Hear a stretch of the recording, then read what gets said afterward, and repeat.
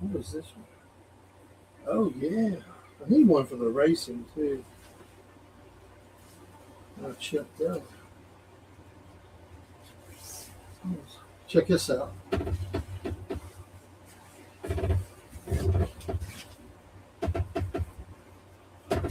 I can hang it up there behind me.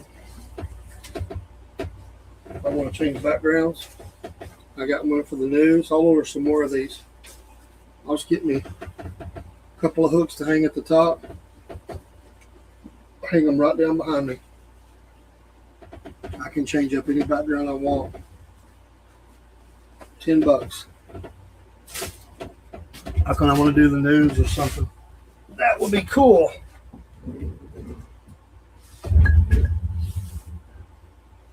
Very cool. I love it. Love it, love it.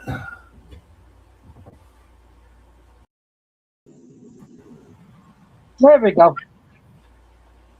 You're still there's a dirt report though. I don't understand. You should be. Let me go back and be signing. I'll try again. Yeah, you should be in there as Dean. Okay, hang on. Let me go back and be. Try it again. All right.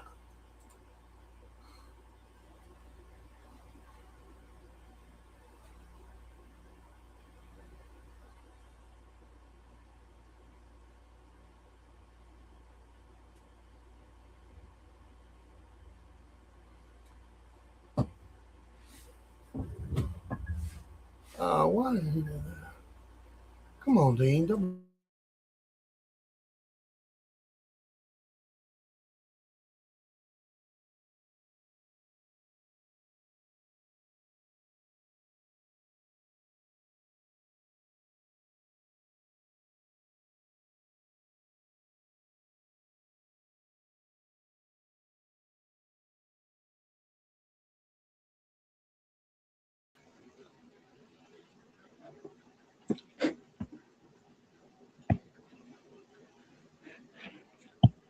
Okay, can you hear me now? Hang on. I was just saying you was in there not as Dean. I could hear you before. Okay, but now? Yeah, I can hear you. Okay. Sit down and get your camera all linked up. Our guest should be in a moment or two. Yeah. How you doing today? Busy day, man. Busy day. I bet. Busy day, man. All week. I got it. Do what? I got it on my tablet now. Oh, okay. I'm on my tablet. I don't know why we're echoing. I cut my volume down here a little bit. Say something. Okay, about now. Yeah, I don't know why I'm echoing. Am I doing it? I'm not sure what's causing it. It didn't do it then. Okay, how about now? Well, it's just when I'm speaking. I turned my volume down a little bit. I think it helped. Hopefully. There's still a little bit, though. Uh-oh. It ain't good. I think it's okay now. It is A-okay. Good. All right.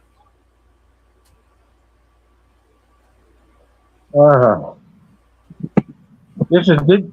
I got this one with a sore throat and a cough. That's not good. No, it ain't.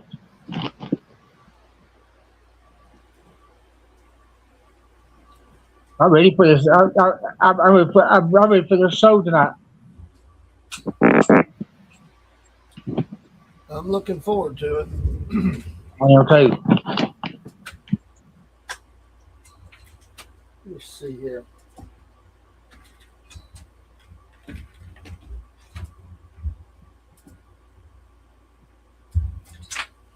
I'm going to try to, let's see.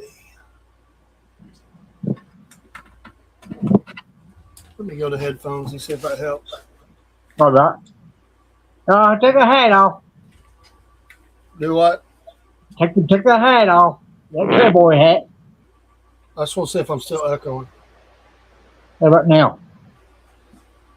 I think it's okay. I was getting an echo. We'll all be on headphones here for long. You're right. Yeah. Not coming in that way, but people in studio will be. Okay. I'm still echoing some. It's probably a setting of some kind. Could be. I won't talk too much. I'll try and take over. I'll try and take over.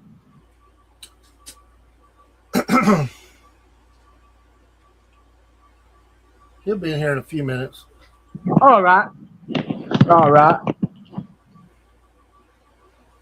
I Just got my try, notes. just try not to move it too much because you're making a lot of racket when you do that Okay. through your microphone. So it's going to pick up all that stuff. I didn't know that. Yeah, whatever you're doing right there, like that was click, click, click, Uh-huh. you will hear that a lot.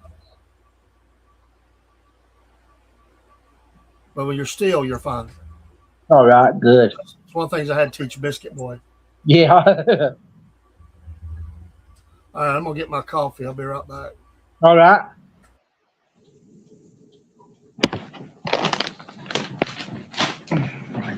Get this coffee off. Get my notebook.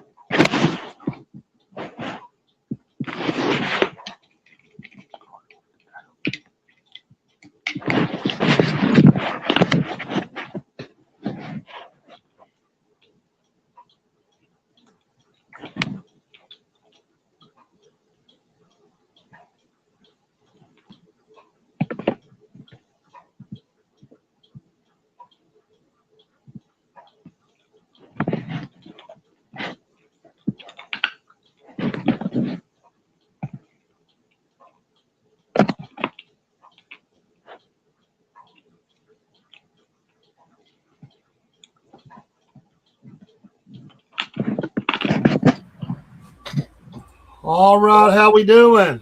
Hey, Hey, man, I'm actually nervous. That's a good thing. Can you yeah. believe that? That is a good thing.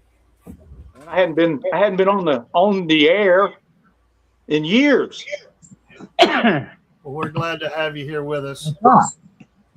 Certainly appreciate you guys asking me to come in. Oh, So- anytime. This is the chaser. He's the one that chases down all my interviews, and then I That's just right. bring him Hey, yeah. in. He's the director of communications for the network. Uh-oh. We have Is that- another guy. Is We that have another Dean? gentleman. Yeah, Yes, Dean. sir. Dean, the racing machine. Yes, sir. Yes, sir. He's Let me eat ask up you a with quick racing. question. Go ahead. How did you guys know how to contact me? We're asked that all the time, and I don't have an answer for you because Okay. Dean does it, and I don't even know if he knows how. We just call it a God thing. Facebook. Facebook. He Okay. went through Facebook, and it's just a God thing. It's always right on time. I'd give up even trying to question it. Everybody, we've had people that said, "Man, how did you find me?" You know, we've only had one that has flat out turned us down. Right. It's always been like, "Hey, this is awesome. I'm so glad you reached out." You know, so Yeah. it your history is out there, I guess, in social media, and Yeah. Yeah. we find you. Is that Yeah, right?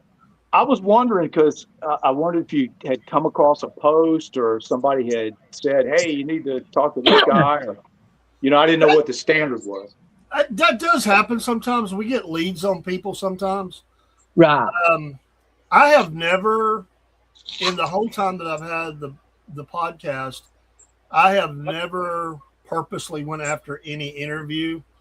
I'll take that back. I did one, but it was because I thought I had a good shot. She was in my district, and that's Marjorie Taylor Greene. I thought it would be a good. Oh yeah. I wanted to ask her questions about the district even more, and I had been to her a couple of her town halls, maybe 3 of them.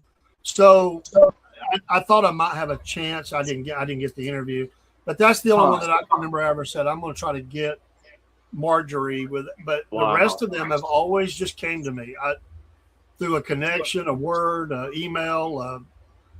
I just run into people. Or like you said, Dean is out there trying to find interviews for racing. Other than that, it all comes through just all kind of organic means. We don't sit. I have no, because I had a guy one time. He said, "I'll do an interview if you're just trying to fill a spot," and I said, "We don't do that. We're not traditional in. I'm not looking, and I get it. We do plan stuff. We have set days. We have a schedule. But if we don't have a guest, we don't have a guest. I don't go out just saying, "Oh man, we had a cancellation. We got to get somebody." We don't really do that. I just feel like I'm selling something, and I don't want to feel like that. So kind of a long answer to it, but that's how this. I just feel like God gives us divine appointments, Right. and God always works it out in a great way. And through that, other doors open up. Sometimes immediately, sometimes it takes months, but we find other. It has its purpose, and then there'll be other purposes that come off of it. It's amazing. I've not been one to be real open about my faith until my mother passed away. And then I got to thinking about life and what all I've gone through and how everything that has been given essentially to me has been a blessing. And I grew up in a Baptist home with a family that, we attended church on Wednesday and Sunday. And as I got older, I moved away from that and got into my head down, focused on, what I was doing with my life. But I never forgot that I accepted Jesus at 5 years old. And I was baptized later on because I was afraid of the water. And so I never forgot that core stuff because it's very serious, very serious. And anybody that always tells me, well, you believe in Jesus, but I don't. And I said, well, Jesus is part of biblical history. And there is evidence, there is proof. It's not a myth. It's not a fairy tale. He was on this earth. So I just kind of have been rediscovering myself. And then, all these blessings started to open up for racing. And I'm like, I'm just overwhelmed. I'm overwhelmed. I'm trying to take it a little bit at a time, Well, anyway, we can be a blessing to you. We hope to be that. If you ever got any kind of news or an update or something you're trying to, get done or want people to know, just let us know. We'll be glad to air it. Man, Put it in the show. I appreciate that. No, I know how it is, man. Every little bit helps, and we do that for several. And we are, we're trying to build a family of drivers, track owners, fans. We do a lot of dirt racing interviews, but we do other kinds as well. So we just look at it as racing. And or like I said, I've never raced in my life, but I like racing. So I'm learning when I do these. I learn a lot. We've come a long way. Me and Dean's been together a little over a year. Mm-hmm. It's really amazing how far we've came in that time frame. It's truly amazing. Well, your whole setup and everything y'all got going is just like highly professional. It's just like, whoa, look at these guys. They're legit. We're trying. We just did a big investment, like I told you, with Sweetwater. I've invested $3,500 in sound equipment. I'm gonna break that box open tomorrow and start adding to. I started with nothing. I started with my phone, and I borrowed my work laptop to do my first few shows, and then went and got a laptop. I literally built. I'm in a studio behind my house. We have 10 by 16 studio that we're in. Our next update will be the cameras. We have some pretty good cameras, but we're going to do another big upgrade probably next year on cameras and just take it to another level. We hope to double the size of the studio in the near future. We'll just have to see if that works out. We'd like to have a green room where people can just lounge it, don't want to be on screen, and then we'll just make the one side the whole studio. It'll just be all studio, nothing else. So, and we're big dreamers, and we try to be bold. So, and all of it is, and we cut up. We have comedy. I have puppets I've got to get started back with. You can see the corner of one of them here. With everything that went on my wife, I had to some things I had to say. This is Georgia Bubba, and he's a young guy. Then I have an older guy named Uncle Jeb, and they kind of go around. They have their own show. I just haven't got to do it lately. Oh my goodness. They have all kind of escapades, but in that there's a lot of compassion and love. Like Georgia Bubba's young. He looks out for the older man. The older man's kind of, when you get older, some people get a little crusty. So Uncle Jeb's a little crusty, but he doesn't show his emotions. So he's a little more talked down. Bubba absorbs it, and he always says Uncle Jeb embarrasses him. Uncle Jeb can't stand the fact he likes social media, and so he gets on to him about that. I had him, my favorite show I had him in the Oval Office. I did some AI stuff, and I found a way to make it look like they were sitting in front of a desk with Donald Trump. And then I did a whole show where they were talking about their visit to the White House. That was a very involved show. Oh my gosh. A very involved show. And I want to add plans to add at least 3 more puppets to the repertoire. I want a policeman, a young friend for Georgia Bubba, and then an on again, off again girlfriend of Uncle Jeb, because I do stories how he's broke up, back together. So it's relational, and we have. But what I was going to say is, with all of that, everything flows back. Our basis for everything is that we can be a blessing for Jesus Christ. Wow. we can. We'll talk politics. We talk. I mean, we do book interviews. I mean, we do a little bit of everything. We go out in the community and do shows. And I was just at Indian removal site with my granddaughter. Did a little bit of a thing from there. We'll do anything, anywhere, anytime. But everything we do is always saturated in prayer and the hope that somebody will be blessed by what we do. You know. Yeah. So So it's not straight ministry, although I've done that before. We do a morning devotion show, a 1 hour on Saturday. I do a 1 hour on Sunday morning before I go to church. So the mornings are really devotional and morning shows and a little bit of news. And then I do a music show. I do a history show, a couple other shows that I haven't brought back. We do a lot of sports and then all the racing. And there's 2 or 3. We do a couple things we put behind the paywall. We do a TikTok live, and we do a show just called "Just How Big a Boy Are You," and that's a comedy. We do a straight up scripted show called Cornbread Nation, and it's a little bit of everything. So, and that's really, and there's more in the hopper stuff that we'd like. But finding you got to get some sponsors for that. Yeah, we need to. That's a long story, but we are hoping to get our subs up on our Substack and then now the Roku, which is a big thing that we're now at Roku. Oh, man, that's huge. That's a big jump for us. That's huge. And so I believe that I'm in a real time of testing right now. I know it's going to work. I do have a vision. Sometimes I'm wondering if I'm listening right, but I do have a vision, and that vision has carried us this far. And I just feel like we're going to do great things for the Lord, and it's going to all work out. So it's blessings. If nothing happens other than one person gets saved, then it was all worth it anyway. That's right. That's all that matters. That's how he looks at it. That's right. So anyway, thanks for being on here. We're going to drop everybody down. We'll get the show started. There'll be an intro song, and then we'll bring you back up. And really, it's about your story. So you're free to talk about whatever you want. You mentioned military. You mentioned your radio days. I call this a conversation.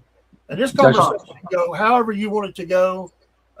It is a racing show in the essence, but so you can mention whatever you want to about that. You can make it all racing, but I don't want you to feel limited. There's no boundaries other than we try to be family friendly, so no really bad words, But we don't get on anybody for saying a little word here and there, because we're all that's not my vocabulary. That's the only thing that we ask is because we do have teenagers that watch sometimes, and a lot of Christians watch our shows, so. We have the others as well. Maybe you can ask like a starter question, and then I'll expand on that, and I'll be jumping around. It'll be just so here and there and here and there and here and there. Now we'll get you, man. We'll get you going in the right direction, and we'll just let it spring off. So we're not going to throw it at you and say just go. Okay. Yeah. Okay. No, we wouldn't do you like that. I just wanted you to know that if it hits your brain, because I do this as a preacher. I'm actually a pastor too. If I hit, I will run a rabbit, as they say, and then come back. Sometimes I never make it back at my age. I'm 61. If that happens, it don't matter. And really, we don't have that many questions other than just trying to find out more about the racing part or anything in life. Mm-hmm. So we might ask. We have 4 or 5 canned questions that we usually like to ask, like what kind of tires you use. Do you have an open and closed trailer? Things like that. And what you like about racing, don't like, or NASCAR or whatever. So, but let's get going. Are you good for how long are you good for? Are you good for an hour, 30 minutes, 45 I'm good for minutes? however long y'all need me. All right, this is usually about an hour, so we're a little bit past the time we go, but they're used to that with us. So we'll drop down and get the show going. It'll take me a little bit to get everything up. Actually, Dean, did you hit a button? I don't know. I think you did. I think we're actually live right now. We're not live on everything, so we've been talking for 26 minutes live. I think Dean might have hit, and we are live. I didn't realize that. So your story is already going out. So I just realized that we were live. So I'll clip this part. We're going to drop down, play the music, and then we'll get going, and I'll just clip that part. If you're watching this, welcome to the show behind the show. So anyway, you get a little extra. It's all good.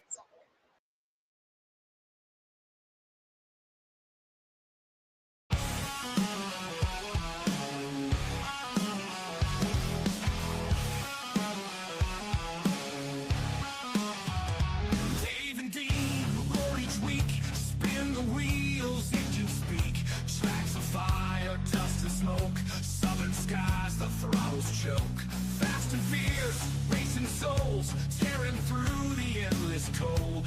Twisting metal, thunder growls, screams of tires, dirt that scowls. Crank it loud, boys, let it blast. Roads of fury racing fast. Southern pride racing hours here. Feel the fire, shift the gear. Every laugh a rebel's dream. Gasoline, hearts and the scream. Dave and Dean crown the track. Each corner fight, ain't turning back. Crank it loud, boys, let it blast. Roads of fury racing fast. Southern pride racing hours here. Feel the fire, shift the gear.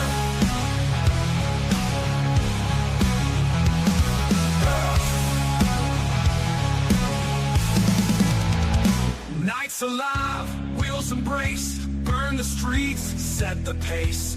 Hours, speed's the creed. Southern fried racing breed.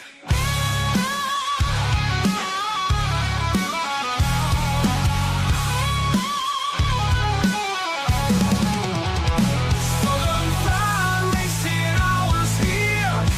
Fuel the fire, shift the gear. Nights alive, wheels embrace, burn the streets, set the pace. Hours, speed's the creed. Southern fried racing breed.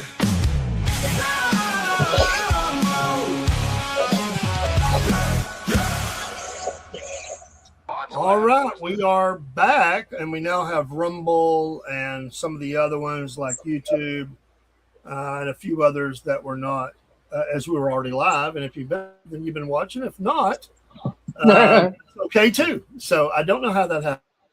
I'm blaming on Dean. I don't think he hit a button. We don't. We're usually in the studio together, so he wasn't feeling the best. So we just joined in from remote, which we haven't done it in so long. I don't know if you remembered how to do it, but he got in there. You did good, Dean. Yeah. Thank you. Our special guest, Tommy Roberson, and I don't even know what area you live in. I think where do you live? What state you live in? I'm living in Lynchburg, Virginia. Oh, okay. Your phone did say that. And I was thinking when I've spoken some churches in Virginia a few times. And one time, I'm going to say in Virginia, they get some serious snow. I was in upstate Virginia, and we were headed back to speak at a church in Bristol, Virginia. And by the time we got to Lynchburg, it was deep, let me tell you. We made it all the way to Bristol, and God made a window for us to get home from Bristol. The whole area was ice and snow. But I think that's some of the biggest flakes I've ever seen as I was approaching Lynchburg. Man. You we don't usually get that kind of snow here. You said Bristol, and that's close to the racetrack where I'm racing in Coburn, Virginia, and that's Southwest Virginia. Yes, yeah, that area just gets hammered. Oh, Rain during the rainy season and snow during the fall and the winter. Yeah, we got down to the church, and I didn't think that they would. I didn't know, we're Baptist, and they don't like to cancel services a lot of times. But I was hoping they did have the service, and my wife said, because we had been debating whether to just stop and get a room and cancel. I mean, because it was bad. People wrecked on the side of the road and everything. But we got to the church up there. They had church. And then it was mainly ice from Bristol south into Chattanooga, which we're on North Georgia, just outside of Chattanooga. And I got to looking at the radar and everything. And I said, Lynn, this is amazing. Because she's like, are we just going to get a room or try to make it? And I said, there is a window. That's a narrow window that goes all the way from Bristol to Chattanooga that's clear. Everything 360 around it was snow and ice. I said, God has just opened us up this window, and we're going to go through it. The roads were dry. We didn't see ice or nothing. It was How about that? amazing. And Yeah. later on, it did ice and snow that. I said, we have a window. Let's take it. So we had that happen a couple of times. But, yeah. Well, welcome from Virginia. We're both in North Thank Georgia here, the Yes. Chattanooga line. And we thank you for being here on the show tonight. Hello, Thank you Dusty for having me. Poff Racing. He's in Ohio, part of our crew here. And so, Tommy, because it is a racing show. We're probably going to talk about some other stuff. But what is your earliest memories of racing? How did you get to loving racing? Oh man, what a question. What a good question. You know, I grew up and went to school in Asheboro, North Carolina. I am originally a Tar Heel. And my earliest memory was unforgettable. It's gone with me through all my life. And it is seeing Sam Ard race at Caraway Speedway. Whoa. Now, we used to live down the street from Sam's shop.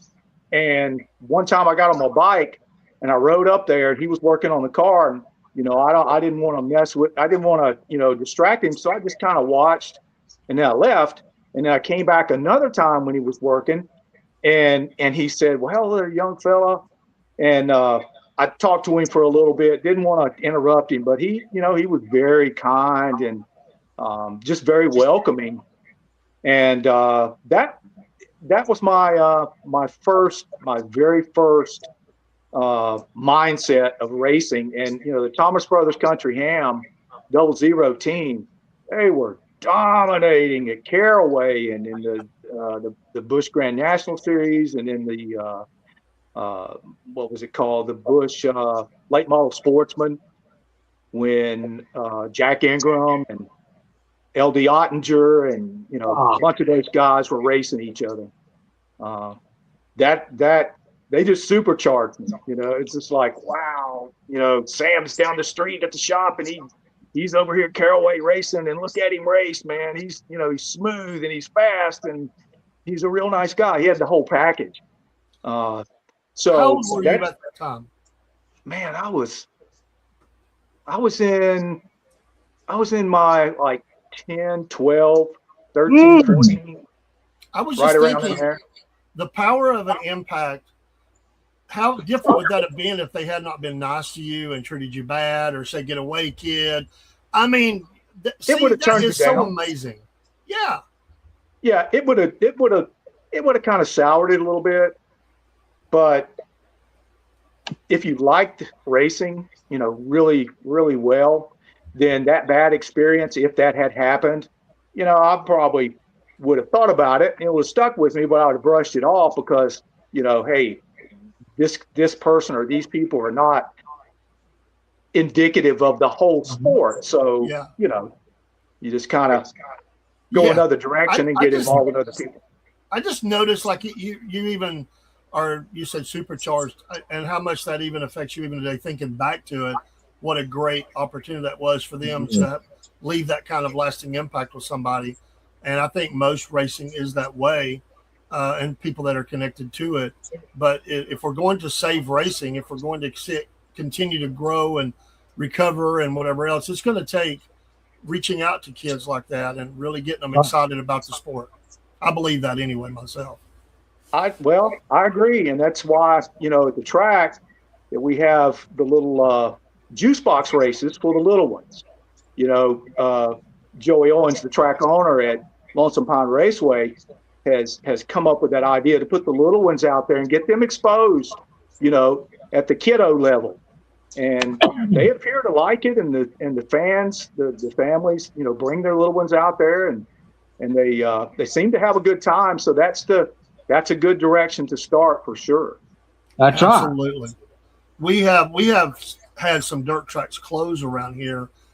We think that the attendance is pretty good at most of the tracks we've had contact with.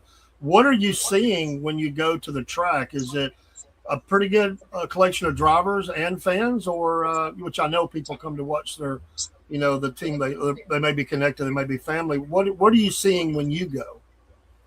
Well, I'm kind of basing it on last year, and the car count this year is much much improved. It's up. And that is due to the fact that Lonesome Pine Raceway was sold in the fall of last year to one of the guys that raced for the Chase Dixon Motorsports team that I'm on, Joey Owens, late model racer. Whoa. He decided that, hey, I want to buy this track and turn it around put it in a different direction. And he has sunk a whole lot of money into this track, repaving, concessions in the pit area, the stands, the general admission stands were in disrepair, and he's worked on that. But this is just level one. So he's got, the next couple of years, he's going up, level 2, level 3 in improvements. And he, for what he's done right now, it is just phenomenal how it looks from what it was. So Awesome. I think that as far as the stands, it's picking up. It's picking up for sure. I mean, every race, I'm watching, I'm looking, and it appears to me that the stands are slowly but surely, filling up, and we're trying to get the word out that, hey, new track management, new ideas, and so I think we're only going to go up. There's no question. Good. I love that. As we go back and we look, you had that initial interaction, and what an amazing interaction that was. Who would you say mentored you or fed that, or was there anybody there that just sort of helped you along and helped nurture that love that you were getting for the racetrack and racing?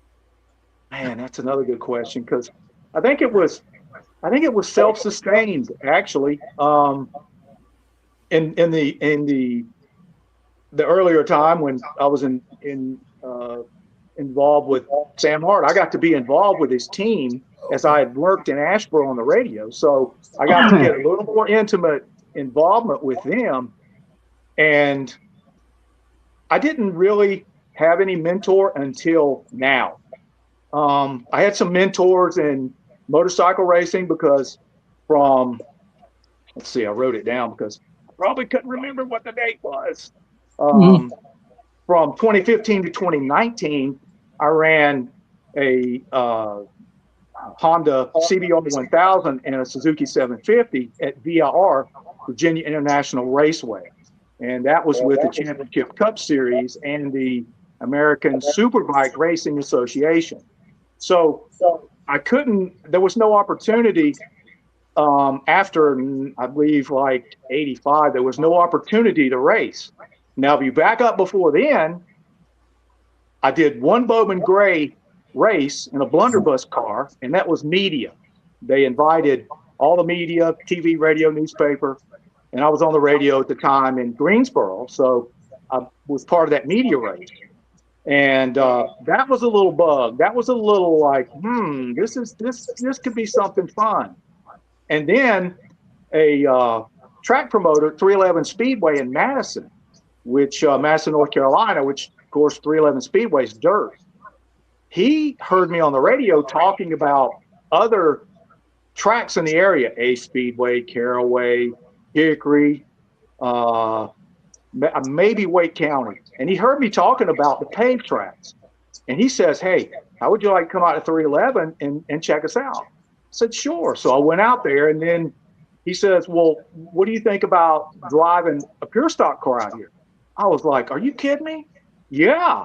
Okay, let's do it. He says, come out Thursday and we'll get you on the track. Now, mind you, I never had any experience whatsoever on the dirt, but I had experience, racing on the back roads of where I lived. And so that was an eye opener, and I did very well. It didn't surprise me, but I did very well. And once the car, I think we lost like the brakes on it, and they said, well, hope you had fun. And I was like, yeah, great. I loved it. Well, a guy walks up to me, he says, well, how would you like to drive one of my Camaros? He had the top 2 Camaros in the pure stock class. I said, heck yeah, I see you guys up front all the time. Let me see what this car's about. So he put me in his car, and I run I think I ran just a few races and finished in the top 10 and top 5. So once that was over with, then there was a lull between that time and then 2015 when I got on the motorcycle. And once I got on the motorcycle, that was a totally different motorsports there, leaning and going really fast. Down the front stretch at VIR, you can get up to 165, 170, and then you're breaking down to get into the corners. But my heart wasn't really in it because I wanted to be on a paved track. I wanted to race because I just knew I could if I had the opportunity. So it stayed with me. It was like, okay, well, you're not going to do that. Just do this now. This is what's been handed to you. So just have fun with this and do the best you can. Well, after that ended, then last year, here comes another door that opened up through, and I won't elaborate too much on this, but the Jeffrey Earnhardt Racing Experience is a group that, do y'all know about that? Yeah. That was my door to get on an asphalt track at Lonesome Pine Raceway. Because they had 6 races, twin 25 lappers at Lonesome Pine Raceway. So I was like, yeah, man, this is my door. It's not, it's not the late model class at Lonesome Pine, but it was a late model race with other people that wanted to, pay to race. So I thought, hey, go for it, get in there and do the best you can and have fun with it. And the very first race I was in, I won and I got a pole and that just kind of like, okay, well, I know it's not, the late model guys here at Lonesome Pine, but let me just keep going with this and see what happens. So I'm watching Chase Dixon Motorsports out of Bluntbill, Tennessee. I'm watching these guys, because you're mixed in with all the other divisions racing for Saturday night. And I saw Chase Dixon in them, and I was like, man, look at these guys. They're like a small ARCA team.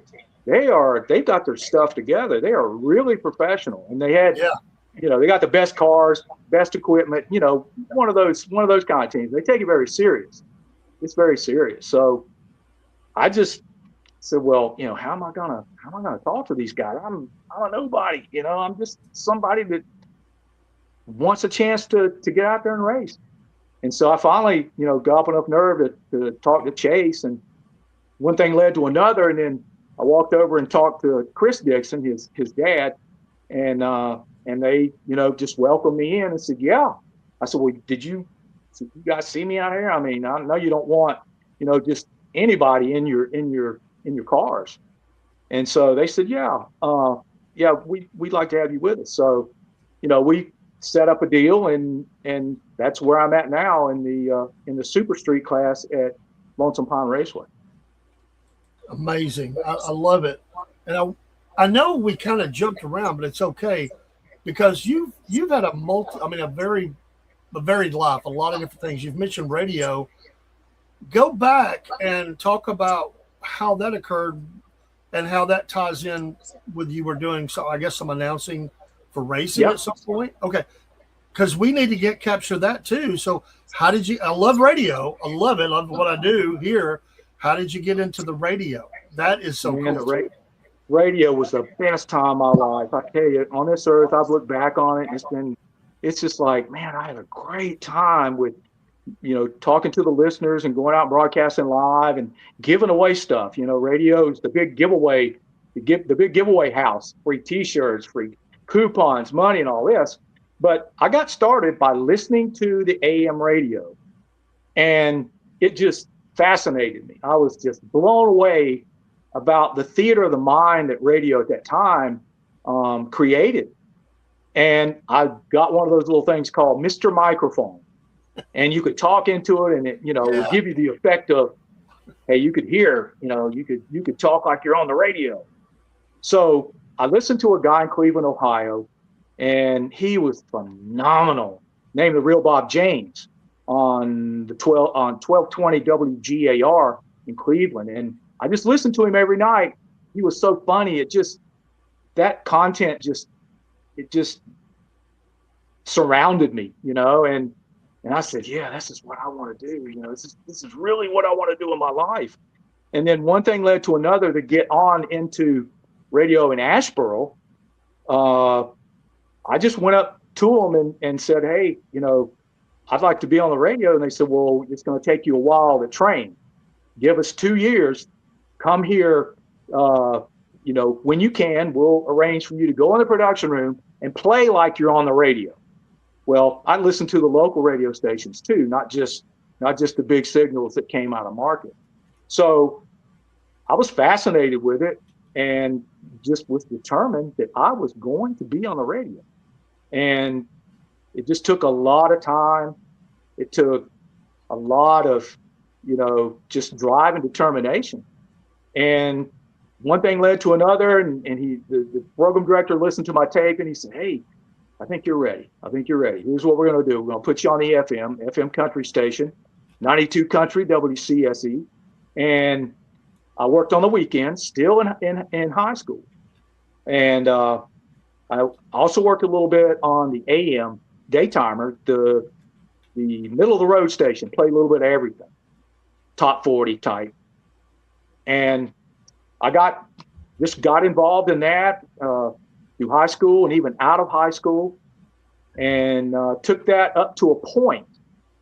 And then I decided, I'd run into a little personal circumstance, and I decided, I really need some motivation. I really need to get myself redirected, because when I ran across this incident I think I was about 19, I just, I really felt like I needed some help, not from my mother and daddy, but just from, okay, we got to be a man here. We got to start learning how to be a man. So I went in the Army, and I spent 4 years in the Army, and that turned my life around. It really did. It gave me a direction, gave me purpose, gave me a determination, gave me the will to do things, even when you're down and out and, behind the 8 ball, you never give up. And so I spent 4 years in the military, came back out, went back in the radio, and got out of radio in 1995, and then moved into the Postal Service, delivering the mail, in March of 1996 until 2 years ago when I finally retired. So that's a big span of a lot of different things going on. It sure is. And what an amazing thing. Hey, Dean, just letting you know, I muted you just while if you need to, I can do it or you can do it if you want to ask a question. We get a little bit of back feed, so I just I think it's through you. So just so you know, just when you know, I wasn't silencing you. Okay, that's fine. That's fine. Just unmute yourself if you need to say something. You can't silence him because I'm running my mouth too much. No, you're fine. No. You're good. You're good. It's all good. I do co-host and engineer at the same time. You know how it is. Hopefully one day we'll have an engineer as well. Military, postal service, radio, kind of got this. Did you have a childhood NASCAR team that you liked? Did you also dabble in that as far as a fan or anything? Oh yeah. Of course, the number 3 Goodwin Chevrolet. Oh yeah. Oh yeah. Yes, sir. All the way. There's nobody but him in my radar. There's nobody but him and Sam Ard. And I think I favored Sam Ard just a little bit more than Dale Earnhardt. Yeah. Okay. Yep. It's all good. So, was your dad into racing? Did he like it at all, or? They loved it. Him and my mother, they would go to Caraway and spend a lot of time out there watching races. They even came to 311 Speedway in Madison and took the old video camera, the old camcorder and taped one of my dirt races. I got it on VHS somewhere. I haven't had it converted over yet because I got to find it. But yeah, they were big time race fans. That's good.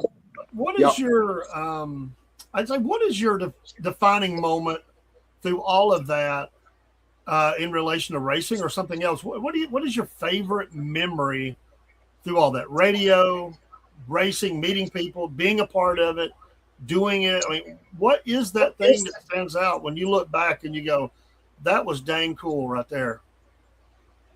Man, I've been blessed. I've been blessed to experience a lot, and I don't know if there's any one thing that stands out because they're all on the same kind of plateau, but equally exciting and equally important to my life at that particular time. So, gosh, I really don't have one.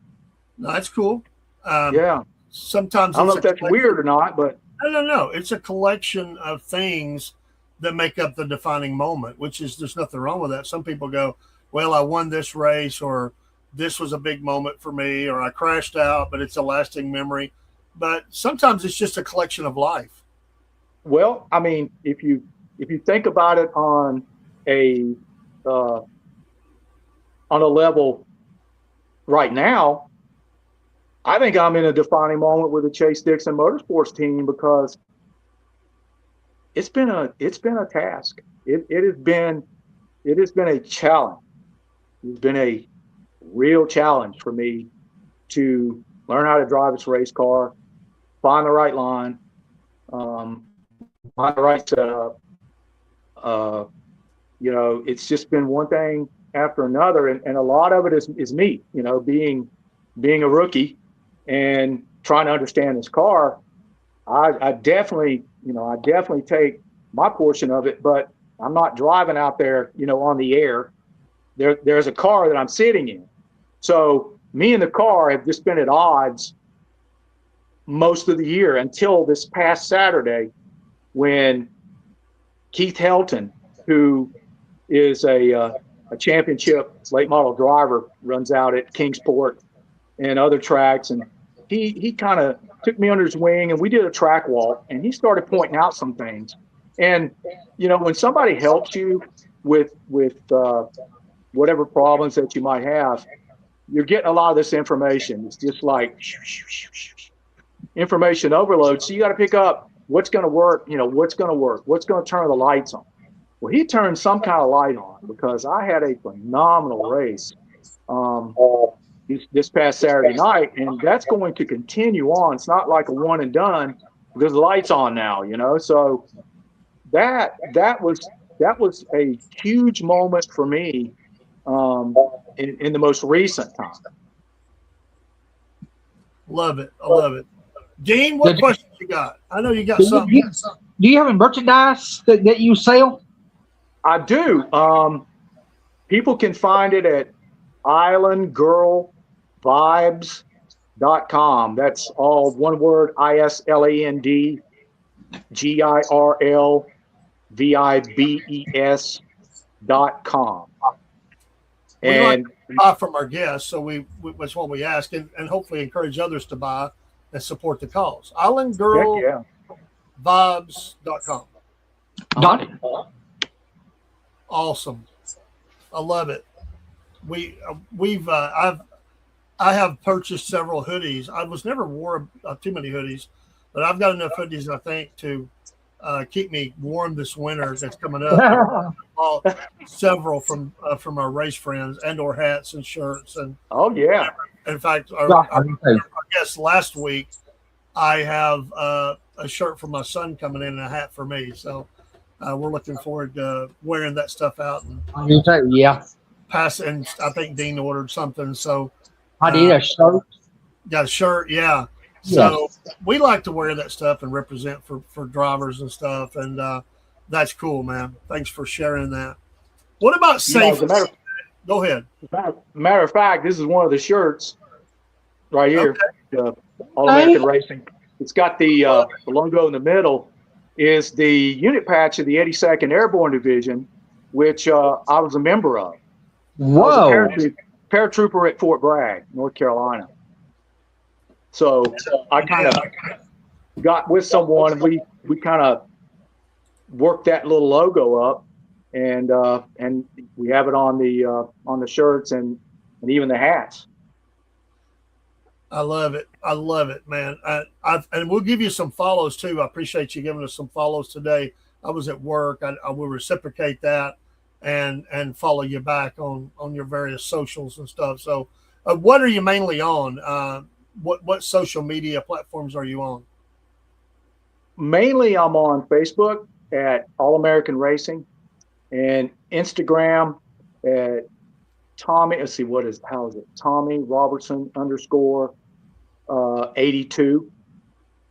And I'm on TikTok, I think, and Pinterest and something else, but I don't really that's not my big ones. Yeah, Uh, just Instagram and Facebook. we'll make sure we give you a follow, man. Keep up, we and encourage you on as well. What kind of safety features are featured in your car from restraints and or fire suppression stuff like that? Do you have or don't you have on the car? Yeah, got definitely fire. Got a bottle behind me, and can't remember how many point system it is. Can't remember if it's 5. Because I'm always keyed up, I'm just, I'm just like, man, I got to get on the track. I got to get on the track. Calm down, calm down. My crew chiefs always tell me, Diamond Dave Roop, now, Tommy, you need to just calm down. Don't grip that wheel so hard. Just calm down. So I've got a multi-point strap system, and I wear the neck restraint I think it's by Simpson. Yeah, that's usually that. Or Somebody. there's a couple other ones out there that people use Yeah, to stay safe. What about sponsors? Would, You know, man, I wish I had sponsors. I don't have any. just to make sure if we had any, we could mention those. Yeah, Car. that's a task for 2027 that I'm lining up right now. I'm lining up the tactics to get involved with that. I do have a sponsorship deck, but I've been sending out proposals and inquiries to people. And I told one guy at Leadfoot Racing on Instagram, I said, well, I'm just going to change my last name to No, because that's all I've heard, from these potential sponsors is no. So I've adopted that last name as No. But if you stop, then you're hurting yourself. And if you keep going, you could be hurting yourself too, because the no's. But I don't care. Hey, you got to do something, and you got to try, and you got to be persistent. In a business, in a way that you're benefiting the business. It's not just, hey, I need help with tires, I need help with hotel, whatever it is. It's what you can do for them and what you're going to do for them. Absolutely. You got to explain the value to them. You're exactly right. We had a guy on that does some sponsorship help for teams. He lives in Canada. Man, I'm going to forget his name, but it's one of the things he said is you show them the value or how it's going to hurt them if they don't sponsor you because of the potential views of their product on or inside your car or on your uniform, whatever it is, that people will see that. You're going to miss all that if you're not there. That's a potential of lost sales. Well, social media is just blown up. It is so huge in regards to advertising and eyes on the target kind of thing, in that there are so many ways to reach people now as opposed to the traditional way of newspaper, radio, TV. They're still involved, but not like social media. Social media is immediate. So if you can convince a sponsor that you got X amount of views, you got X amount of followers, which is a good basis, but you've got to be the right fit, for that particular brand. You've got to try to make them believe that you're the person to be the spokesman for their business. Yes. And I would love to, I think about people having your background with radio and everything. You would just be a natural in helping sell that kind, because you understand that from the different sides of radio, the team, and I mean that's what it's all about. It doesn't matter the vehicle. I'm meaning whether it's a radio station or it's a race car or a podcast or whatever it is. You're showing your value, and you're used to doing that. So I think you're well grounded to do that, and the yeses will come eventually. I hope so, because there's the other side of the coin, in that I'm a veteran. I'm a veteran of an Army paratrooper unit, and I've spent 2 tours in Iraq. So, I would have thought that I could get linked up with someone with a nonprofit or a business, and they would be able to see the value in that. But maybe it's just that I've been going off in a different direction and haven't come across those people yet. Well, maybe this will help. We hope. We'll keep pushing. Yeah, I hope so. I really think it's going to do something, because somehow I was led to this. I woke up this morning. Here's Dean with his message, and I was like, where did this come from? How did this happen? What is this about? Dean, that's why we call him Sir Chaser. He has chased down so many interviews. I don't even do it anymore. I mean, sometimes I get one, it just comes to me, but Dean's out there beating the bushes, and I don't know how he does it. We talked about the experience. We have the CEO of the NASCAR experience on the show. I mean, he's riding along in his Tesla. I thought, wow, we've hit the upgrade button or something. Now I don't know what happened, but it's great. Dean, you had a question. Go ahead, brother. Unmute yourself. Unmute yourself. I can't do it for you. You muted back. There you go. Now what's your question? What kind of tires do you use? In our class, the Super Street class at Lonesome Pine Raceway in Coburn, Virginia, we're running the Hoosier Comanche 80s. It's an 8-inch tire. Boy, there's a difference between an 8-inch tire and a 10-inch tire, I'll tell you that. And it's treaded, so it's a treaded race tire. They're phenomenal tires. Yeah, what are those running now? What kind of cost are they? Or do you know? You may not know the cost. They may be just setting it up for you. Yeah, it's for 2, because we can only use 2 every 4 races. So we got a way to switch the tires to get the maximum use out of it. And I think it was somewhere in the $300 and $400 range. Could be off. Yeah. Have you had any wrecks? Some people have them. Have you had any? No, but you could call me, the freaking raceway spinner. Oh, man, I spin out way too much. It's just like, what in the world? This is crazy. I spun out in the race twice now in 2 different races. Like, man, what in the world is going on? But I've not crashed. I've avoided crashes, but not yet. I hope never. That saves a cost there too. You're not tearing the car up, so a little bit of spin, Have you ever got disqualified? No. Good for you. Good. What is the?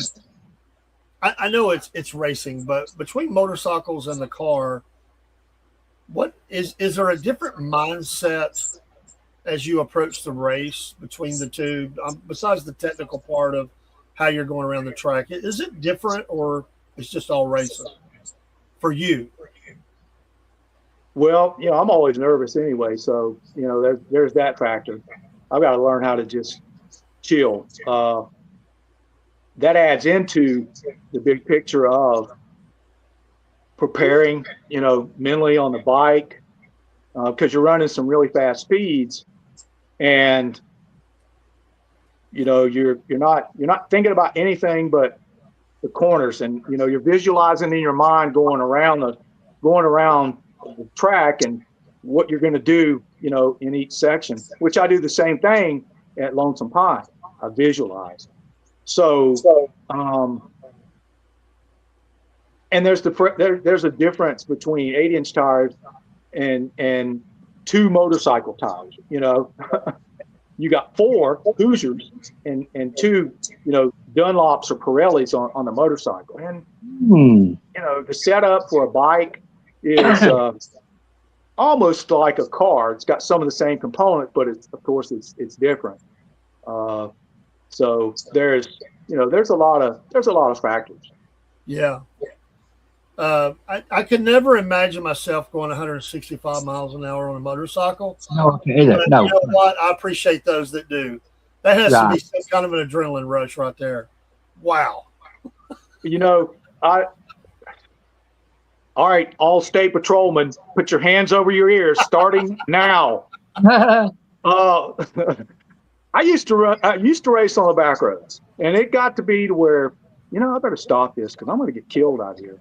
So that's when I went on the racetrack and channeled that from out, you know, running out in the countryside of Virginia to a mile to 2 mile road course at VIR.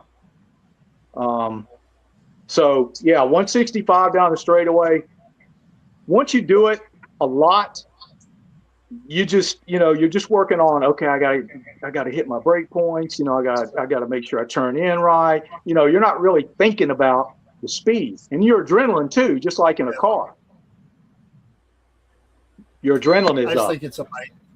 Yeah. So, you know, that's the same as an athlete. Like, you know, like early in a game, they'll say a football game or something, they'll say the teams are running on pure adrenaline right now. They'll get settled into the game. The throw might have been a little overthrown because they're really amped up. So I guess this crew chief and just how long does that really do, or does that? Do you get into the game? Do you get into the mode that you need to be and kind of come back down from that when you start the race, pre-race, getting into the race? Is it always there, or do you find you kind of lock in after a while? I think it's always there, and it has to be modulated, you know, for me, because I could just get really fried on adrenaline and just be so pumped that I get nervous, and you know, then I would start doing things that would throw me off or put me behind. So for me, adrenaline continues when I'm in the race. It's just going. But I had noticed in a couple of races where I just faded. I mean, I was doing really well going up front, and then I'd fade back to, you know, 7th or 8th after trying to get in at 5th or 4th. And I'm not sure if that's psychological. I'm not sure, you know, if it was because I wasn't taking enough vitamins and, you know, doing some other things. So I just kind of rearranged myself so that wouldn't happen. And it didn't happen this past Saturday night. So you know, it was all adrenaline. And then as the race started winding down, it started coming down too, but not a whole lot, just enough to manage. When a race is over, do you analyze it a lot, or are you able just to put it behind you other than the important parts? I'm an overanalyzer myself. I analyze stuff for weeks, months. Some people are, some people are not. What's that like for you? Man, another good question. Oh yeah, I'm an overanalyzer. I can see the race in my head. I may not be able to see the particular movements I made unless, you know, there are things that stood out. But I know what got me to a certain point.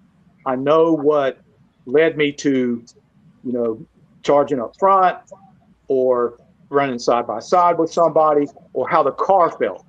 So I usually take about 3 or 4 days after the race and just kind of self-analyze everything. Just think about it. Just really think about it.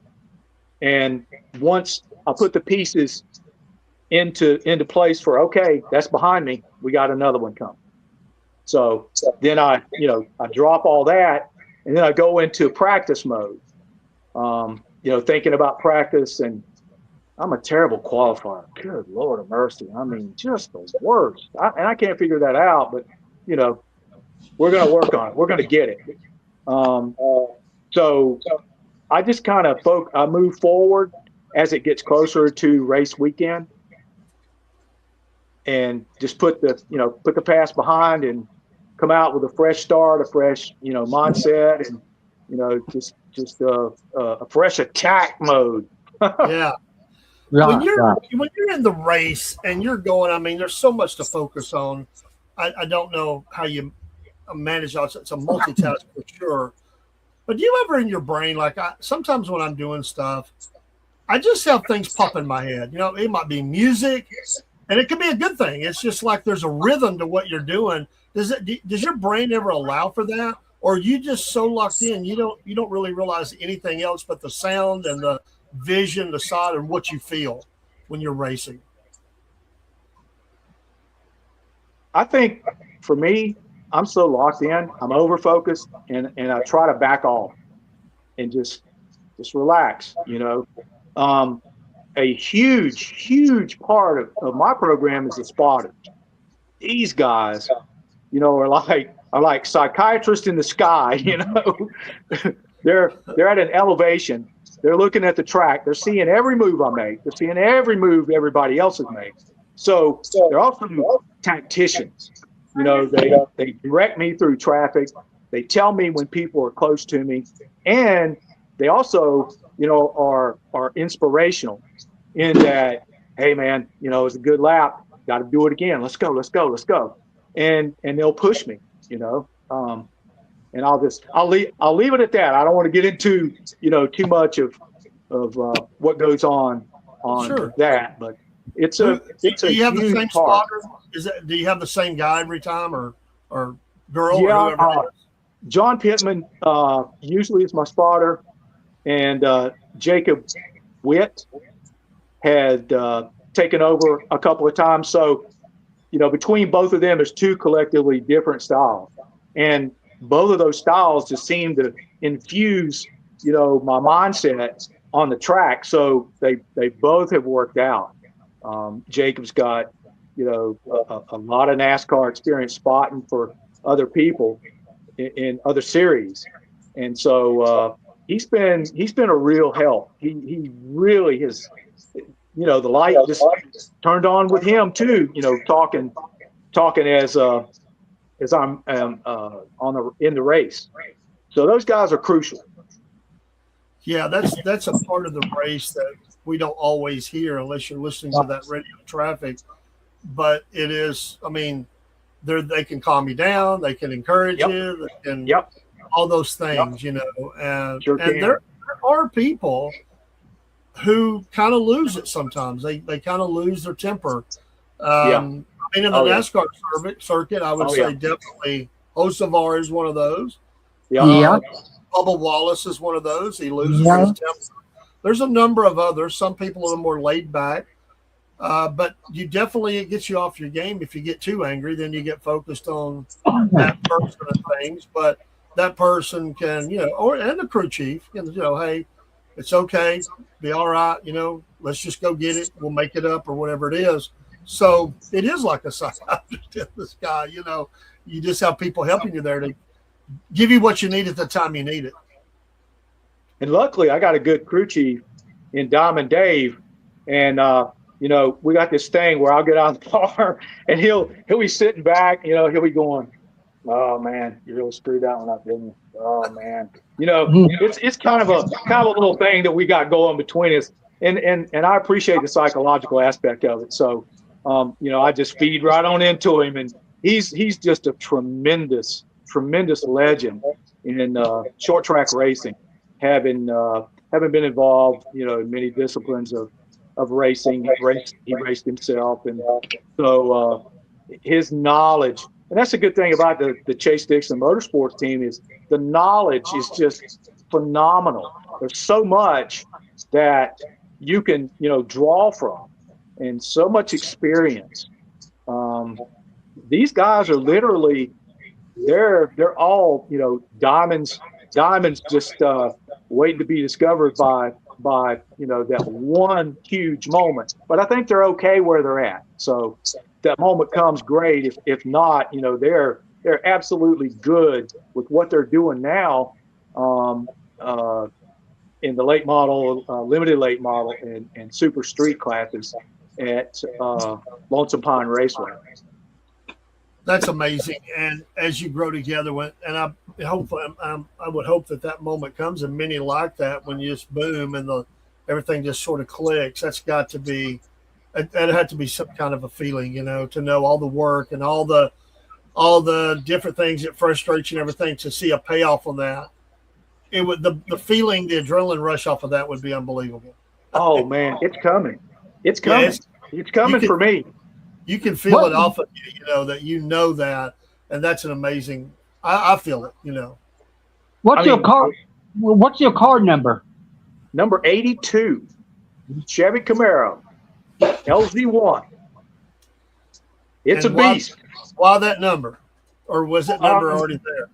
That number is a commemorative number for the 82nd Airborne Division in the Army. And so the color scheme of the car and the logos and stuff were kind of centered around that mindset. The airborne wings, and the AA was the unit patch of the 82nd Airborne. And if I may, I'd like to shout out some guys that I was stationed with in Alpha Company, 1st Battalion, 325th Airborne Infantry Regiment, 2nd Brigade at Fort Bragg. And these guys, we shared a lot. We did a lot. We suffered a lot. We experienced life together. And, just shouting out Lieutenant Brian Dorn, Sergeant Whitey Firestone, Special Scott Beamish, who that's a story. Boy, that is a story. With he and I, in a training exercise, we busted some Special Forces guys, but that's another story. And Specialist Nick Philandrianos, Corporal John R. Wigington, and PFC Mike Rico spent a lot of my early life with these guys. We all kind of grew up together down there at Fort Bragg. Awesome. Salute to all of you in your service to our country. So I'm assuming you've did some jumps before, knowing what that unit is. So what kind of things have you jumped out of in your training and or life experience? I know I've got a friend, he did the same thing. He did about 55 jumps in his career. And so he's a big guy, like 6'4", so hips and legs and everything are kind of beat up. But what kind of things give us an idea of what you jumped out of? Well, we jumped out of, at Airborne School, I jumped out of a C-123K Provider, which was a smaller version of a C-130 aircraft. And then I jumped out of C-130s at Fort Bragg. And then let's see, what was it? The Cadillac. I can't remember what the number, C-140. I think it was a 140, and that was a bigger capacity aircraft. Yeah. Helicopters were the Huey, and I think I got a Black Hawk jump down the road. So those were mainly the aircraft that we had at our disposal to carry us around on training and stand by for combat if anything happened. So what is the adrenaline difference, or is there, between a jump and the racing? I mean, it's all a different feeling, but is there any comparison? Is one much greater than the other, or is it all just something you did or do? For me, I'd say the racing is more consuming, and for jumping out of an airplane, it's just, you're at the door, you're out, and you're down, and that's it. Yeah. I had, I'll share a moment that was really like significant in my life there. I had an anxiety attack one time at Bragg, and I was convinced I was going to die. I was convinced that I was going to die that day on a jump, and I didn't want to jump, but they made me. And I wasn't going to say, no, I'm not going to jump, because that would have been a termination. And then they would take your wings from you and then send you out somewhere else. So I'm like, well, I'm going to have to figure it out. And I wasn't really grounded in the Lord at that time as much as I should have been, as opposed to now. So I didn't really lean on him hardly any, to be honest. I knew it was a part of my life, and I knew, what he occupied in my life, but I just didn't lean on him. So I just bore, the magnitude of that anxiety attack. I was convinced I was going to die. And so I had just resolved myself. Well, okay, this is it. All right. So I get on the airplane. It's an early morning jump. It's like after 5 o'clock in the morning. And I was just really amped up. What am I going to do? I get to that door and jump out. I'm going to die.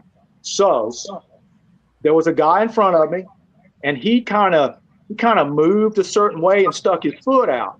Well, I stood on his foot to hold him up. And by standing on his foot and him trying to break loose, took that anxiety and it went, it was gone. Wow. I let loose of his foot. He moved on through the door, jumped out, and I moved on right behind him and jumped out, and we're good to go. Yeah. I met a guy one time. Yeah, he found this coin, and on the coin was an image. And he calls me one day. We were working together, and people sent word to me, he wants to talk to you. And like when I saw him a couple 3 hours later, and he's like, "Hey, I need to talk to you right now." He said, "I found this coin." I said, "Well, that's interesting, He goes, "No, it's not, man." He said, "This is bad." I said, "Why is it bad?" He said, "That image means death." And I said, "I don't know if it is or not, but what does that mean for you?" He said, "It means I'm going to die."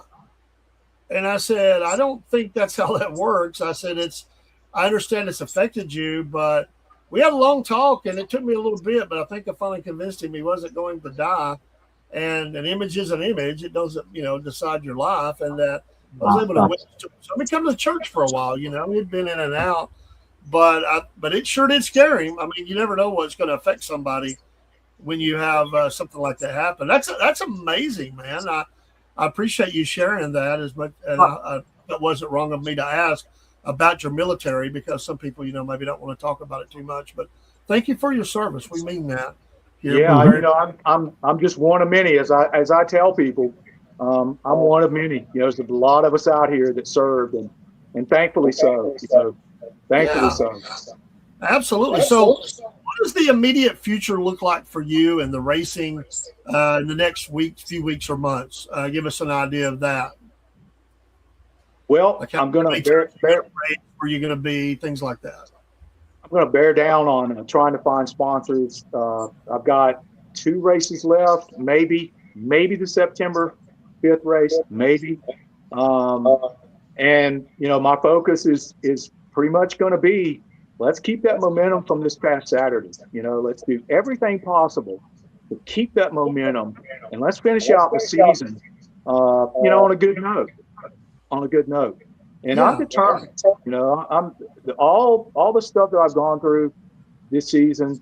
I'm determined that something good is going to happen. So, I'm going to will it to be. Whether it happens or not, we'll find out. But that's going to be my focus. And we're going to be doing some practicing and getting the car ready, and just go out there and get in a groove, and just keep hammering it. When does the season start in 27? What month does it start in? I'm not sure, because we haven't come out with the schedule yet. Gotcha. And I'm not real sure when that schedule will be determined. Obviously, once the season is over with. And the time we have left, I just want to say real quick, and I appreciate you so much mentioning your faith. And for anybody listening, whether you're a race car driver, just somebody popped by this channel today, or whoever you are, you may be a faithful listener, you may be your first time, you may be a Christian, you may be not, you may be a Christian but got away. I think, if anything, we show on this that, a couple things. One, God is always ready to forgive you. Amen for that. Oh, yeah. And whether it's that first time and you're born again, or you messed up again, I'll raise my hand. I mess up often, probably daily, if I'm honest. But your story really shows, and now you can look back, but how God has brought you all along through some of these things, and now we have the blessing of, and I don't mean looking back in a spiritual way, I just mean looking back and appreciating how God, like the footprints in the sand, He carried us along, even when we didn't realize He was, and now you say I have this much closer relationship with him, and how much more satisfying that must be now to give him praise and include him in your racing plans. That's so awesome, man. It's just amazing to me how things have gone in my life, and the numerous crises that I've avoided. The trials and tribulations, it's for real. You go through these trials and tribulations, you will come out on the other side when he's ready, not when you're ready, when he's ready. And it's going to be much, much better. Now, I'm not Bible thumping, as they say. And, I got to repent every day. I'm still doing things that is not pleasing, and I'm working on it. I'm trying because my mom and dad are gone, and they were two of the most important people in my life. And I really didn't stop my life and say, hey man, you need to respect your mom and dad more by hanging out with the family and doing more things. But I was like, I got to work. I got to do this. I was selfish. And that will get you nowhere. But, the consequences of being selfish, and my consequences are that I made some mistakes that, I should have spent more time with my mom and dad. But now, they're gone. I lost my mom October 4th of last year. And that really changed my life, my thinking. It just changed a lot. And I have to see them again. I have to see them. I have to be up there. I have to be going to that place of salvation and eternal life. The only way you can do it is through Jesus. Now my friends are going, you don't ever talk like this. You don't talk like this, and you don't cuss, and you don't do this, you don't drink, and all this other stuff. But I'm not perfect. I mean, there's only one person that was perfect. He was nailed to the cross. And, he defeated death. That is the perfect person. And he's willing to save us. He wants to save us. And, again, I just really believe that as I have changed my thinking about my life and gotten closer, to reading positive things, positive scriptures from the Bible, just having a positive outlook, being around people that are positive. Don't be around people that are negative, that have drama. God will take care of them. You stay around people that are positive and have your best interest at hand, and stay faithful to prayer. Excellent. And things will turn around for you. It will happen. It will. Yeah. I am proof. I'm proof. And I'm not, I'm just another human being on this earth, but God created me. So it can happen to anybody at any time. Amen. We gonna definitely clip that. That is so good. I mean, it's such a blessing, and I know it will help somebody. I mean, it helps me. I'm not perfect. I make mistakes. And as I told you on the phone today, I lost my wife just a few weeks ago. Yeah. And I went through a real battle. I'm not saying I'm out of it. And trying to keep everything going here, my life, my work, raising a granddaughter, trying to be the leader of the family still, my sons and other grandchildren, and trying to be strong for them. I found out, one, I'm not as strong as I thought I was. It's all his strength, not mine. And number two, life is forever different now. It's just not going to be the same. I have to realize that. It's like I knew it with my head, but I didn't know it with my heart. And there's a lot of empty days. I try to fill them with the Lord and good friends and having fun and being me to be. And doing interviews like this are really a big help, and it's a big blessing. So if nothing you said was pretty much, which I know it was, it definitely was a blessing to me. And I thank you for saying it. And we've been inspired, I believe, and blessed by you being here. And you said it couldn't have come at a better time. So we know that God's in control of all this. And thank you. We want to keep up with you. You're family now. So we're going to get out there and look at your merch, and we want to keep up. What's the best way to keep up with the races, the two that's left? Is there something that we can look at, or just go to the track that you're going to be at and look at those things? How do we find out how you finished or how the races went, where you're going to be at? You can certainly follow All American Racing on Facebook because I post a after race report on Mondays. Great. And during race week, I always post something about either practice or the things that are coming up at the track. And even when the track has some information to put out, I'll forward that, on my page. So my page is all about Lonesome Pine Raceway. And I really want to shout out the Chase Dixon Motorsports team because I don't know if they understand how much they mean to me and just how much this racing means to me too. I kind of just, go overboard with it mentally, but I have a burning desire, to be like a Chase Dixon, to be like a Keith Helton, the guys that are very successful, have been running for years, and I'm one of the ones that, hey, I can get in there and I can do it. And, and then I don't. And then, it sets me back mentally. But then I think, hey, just have positive things happen and just keep going, just keep stepping. So I appreciate them taking a chance on me to drive their car and not crash it, wad it up every race. And they're a blessing to me because I prayed about if I should be doing this. I said, well, God, if I should be doing this, then, just send me a signal. Let it be known somehow. And it did. And I was astonished. And I was just, okay, well, God wants me to do this for whatever reason. I'm trying to figure that reason out, but I'm just going to enjoy, all that he's provided for me and all that is going on, with this experience, with this moment in my life. And this is a big crucial time in my life, to prove to myself that I can do this, then that good things are coming, and that no matter, what I don't do right, when I turn in or don't get on the gas or the restarts are terrible, it's okay. It's going to be all right because I'm going to pick it up, and we're going to be there. We will be there because we got the backing of the King, and when he wants it to happen, it'll happen. Amen to that. I've already seen it. Yeah. What a blessing that is. Is there anything we didn't cover that you wanted to say? Feel free to plug that in. Dean, if you've got anything else you'd like to know. Do you watch NASCAR on Sundays now?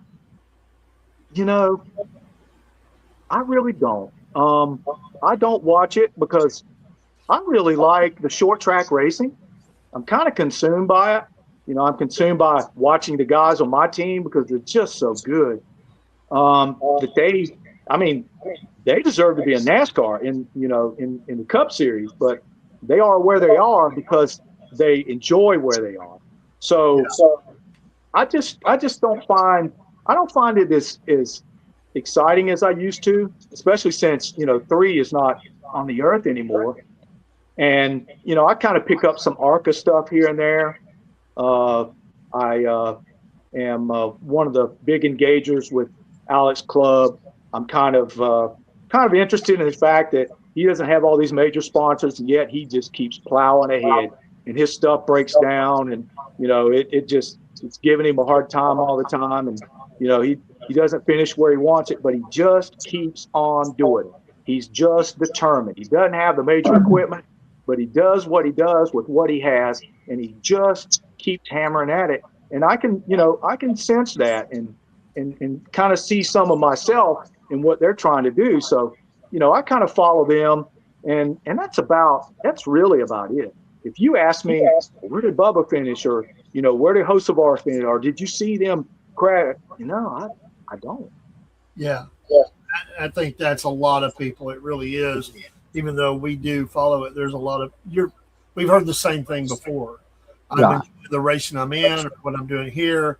It's not as fun as what it used to be for me. I just like what we're doing in these others, and they're really busy with that. So a lot of guys are working on their car, or with Sunday they may be racing. Some of them have kids that race now. They got kids that part racing. Sometimes that's on Sunday.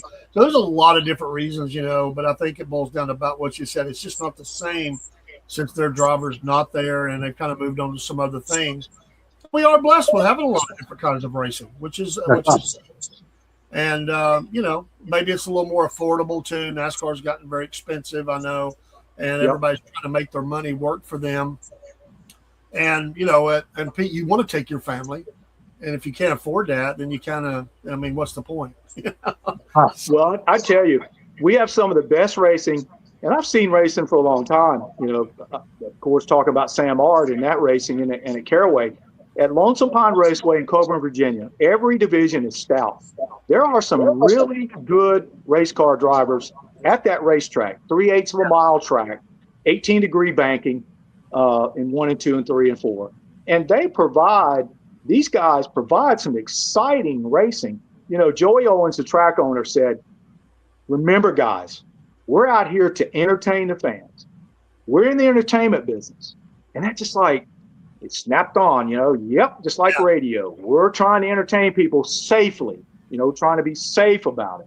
But there are some really, really good people in my class, and there are some really stout late model drivers that I would rather see a Keith Helton or Chase Dixon or some of the other guys, even Brad Housewright, who runs at, what's that track? I'm drawing a blank here. Kingsport. Even him, he's pretty stout too. So I'd rather see those guys. They are masterful. These guys are masterful in how they save the car, how they pass, how they hold the lead, how they qualify. And it's just a joy to see these guys, you know, do that. That's, to me, I'd rather see that any day than get free tickets to a cup race. There you go. And there is Lonesome Pine with Chase Dixon Motorsports. That's his Facebook page. And awesome. Good looking car there and folk. And you can scroll down through there. There's a lot of pictures and stuff. And go follow them as well. And I know that they would appreciate that. And we appreciate you saying that and giving them some screen time. And we're glad to do that as well. And anybody associated with the team that from the whoever would like to be on the show, we'd love to have them. So just let them know. Open invitation. I know they're busy, but anytime they want to come be a part, we're here. And we would Chase would love to be on. And Chase is, you know, it seems like this guy never has a life. He's always at the track or, you know, at the garage. But he is the most giving young man. He is just a really good person. And he would be an excellent person to talk to. You know, he's a champion, and I think he would love it. So I'll definitely mention it to him if he hasn't seen, you know, the show tonight. Yeah. And folks, we're sorry we started, but it ended up working out. See, God just does all things. I don't know if we've ever done a show that we were live and we didn't even realize, at least on part of the channels, not all of them. But you know what? It's all good. You get to see some behind the scenes, and we didn't say anything that would have been bad. So, That's right. No, people get to see how you live when they don't even know the camera's on. That's right. So we were just talking about different things of life and racing and the podcast, and so those things happen. So it's all good. Well, you got go ahead. You got a yak attack over here in Virginia, so you know that's a fault I've had from radio. It's just like, man, turn off the mic. The music's got to play, you know. And let me say to you, Tommy, and you know, just tuck this away and use it however God wants. You ever want some time and you would like to do a show or anything, you just let me know. We got spots available. You can make that happen, man, because you got the background in radio and the voice, and you have the ability to do all that. You just let me know. If God ever wants you to use that in some way, you just let Dave know and the team here at Wolf Nation Network, and we'll make it happen. Man, thanks for that. I appreciate that. Nothing I've done in my life is because of me. I'm just the vessel that God has provided. I don't have the power to do anything. I'm not no big name. I'm not a big race car driver. I just go on will and determination. So, I'm just blessed. We are too. And I would just say, God is no respecter of person. and everybody has their own part to play in this grand cosmic thing that we're in with God. And who knows how God would use that? You know, I know for a fact there are unbelievers watching tonight, and I know they're being blessed. I know for a fact there's race car enthusiasts watching tonight, and they're going to be blessed. And you just never know how God is going to use something that's happened tonight or said. And I'm all for that. That's what excites me, is just seeing what doors open up, and God says, "Okay, this is what I want you to do now," and just make it happen. That's what's fascinating about it. That makes sense, because I prayed. You know, I said, God, you gave me the opportunity. You blessed me with racing with Chase Dixon Motorsports. What do you want me to do? I don't know what I'm supposed to do. What do you want me to do? You want me to help somebody in the stands that needs help? You want me to help, another racer? Or do you want me to be, some kind of a mouthpiece or something? What do you want me to do? So that's where I'm at in my life. What do you want me to do? Because it's not about me. It's not about me anymore. Yeah, it's the Isaiah comment, "Here am I, Lord, send me." And you know what? When we open ourselves up like that, there is nothing that is not possible. The only thing that ever limits the possibility is us. If we're willing to turn ourselves over to whatever God wants us to do, there's absolutely nothing he can't accomplish. I mean, he's God. So it's just our willingness to do it. He's not going to drag us into it. He will lead us. He will guide us. He will convict our hearts, but he leaves the choice up to us. That's right. And if we want it, he will provide everything we need in it. And that's just amazing. So he throws can't out the window because it's not in his vocabulary, because he can do anything and we can do all things through him. So what a blessing. Amen. Hey, have a great evening, my friend. And we'll drop everybody down. We'll run a little music or something here and let everybody get out before we take down the channel. We'll be in touch, my friend. And we look forward to having you on again. Thank you so much. I appreciate your time. And it's been a blessing to just kind of open up a little bit. Normally I don't, and I just kind of stay in the background and be quiet. But, sometimes, God says to me, maybe you want to open up a little bit. And I'm like, nah, not really. But this has really helped. So I appreciate it. And we kind of went over more than we normally do, but I just felt like I was supposed to. So I just let it go. So I never comment with it. Thank you so much. Never comment, okay? Yeah. All right. I got your message, Dean. Thanks. Take care, my friend. See you soon. Thanks. Whoops. Hit the wrong button.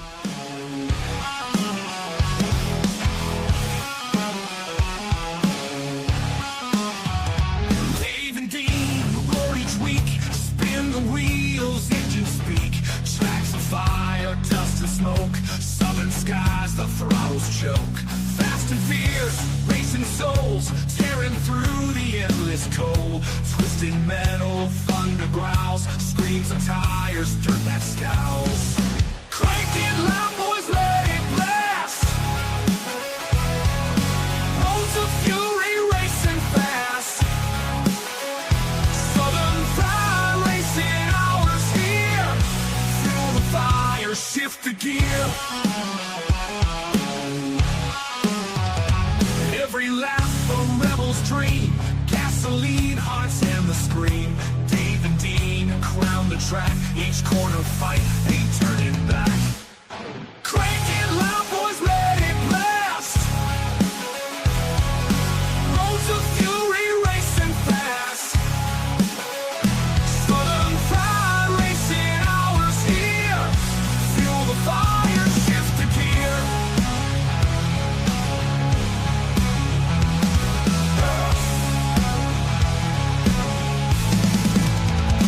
Nights alive, wheels embrace, burn the streets, set the pace. Hours, speed's the creed. Southern fried racing breed.